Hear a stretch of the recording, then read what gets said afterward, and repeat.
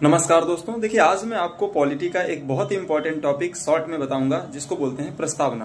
प्रस्तावना से किसी भी वनडे एग्जाम में एक ना एक क्वेश्चन आ ही जाता है। तो आज मैं आपको कुछ ट्रिक्स एंड टिप्स के माध्यम से प्रस्तावना के बारे में बताऊंगा। तो सबसे पहले तो ये जानते हैं कि प्रस्तावना क्या है। तो ये उद्देश्य संकल्पित प्रस्तावों पर आधारित है। ठीक है, पंडित जवाहरलाल नेहरू ने 13 दिसंबर 1946 को कुछ उद्देश्य प्रस्ताव संविधान सभा के समक्ष रखे।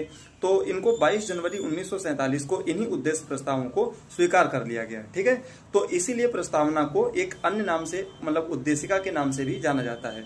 तो सबसे पहले तो ये क्लियर हो गया कि प्रस्तावना क्या है।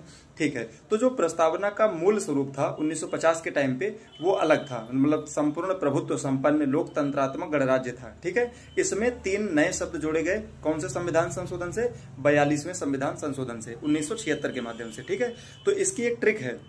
वो क्या ट्रिक है? सपा। तो संविधान संशोधन के द्वारा मतलब जो 42वें संविधान संशोधन के द्वारा 1976 में 3 नए शब्द जोड़े गए जिनको बोलते हैं सपा, SPA, समाजवादी, पंथनिरपेक्ष, अखंडता।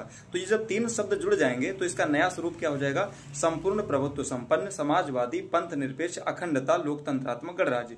ठीक है, एक चीज क्लियर हो गई। और यही एकमात्र संविधान संशोधन आज तक प्रस्तावना में किया गया है। तो इसके बाद क्या है कि प्रस्तावना कहां से ली गई है?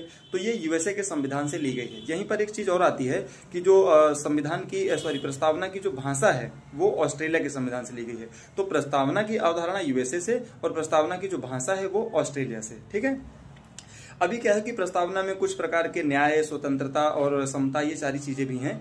तो प्रस्तावना में 3 प्रकार के न्याय हैं। इसकी एक और ट्रिक है, इसको बोलते हैं सैयारा। जो एक मूवी चल रही है ना आजकल, सैयारा। तो सा से सामाजिक न्याय, आ से आर्थिक न्याय और रा से राजनीतिक न्याय। तो 3 प्रकार के न्याय हैं। 5 प्रकार की स्वतंत्रता है, विचार, अभिव्यक्ति, धर्म, विश्वास, उपासना और आगे चल के समता और बंधुता भी है। ठीक है, तो ये सारी चीजें भी आपको याद करनी है। दूसरी चीज ये है कि प्रस्तावना जो है न्यायालय में प्रवर्तनीय नहीं है, इसके लिए हम न्यायालय में नहीं जा सकते हैं। ठीक है, और प्रस्तावना जो है हमने यूएसए से ली, तो मैं पहले ही बता चुका हूं। तो इस प्रकार से मोटा मोटा आपका जो राउंड फिगर है। अच्छा, एक चीज और है, प्रस्तावना जो है संविधान का भाग है या नहीं है, इसके मामले में भी कई सारे केस आए। जैसे कि केशवानंद भारती 1973, उसमें बोला कि ये प्रस्तावना का भाग है। इसी प्रकार LIC मामला 1995, उसमें भी बोला कि ये है। एक आता है कि Bombay versus union of India, तो इसमें भी बोला कि संविधान का भाग है। तो ये 3 केस हैं जिनमें कि बोला कि प्रस्तावना संविधान का भाग है। तो इस प्रकार मैंने आपको शॉर्ट में प्रस्तावना का जो डिटेल समरी बता दिया है। आप इसको 2-3 बार रिवाइज करिए, जो ट्रिक्स बताई हैं उनको याद करिए। आपका प्रस्तावना का टॉपिक ऑलमोस्ट कवर हो जाएगा। धन्यवाद।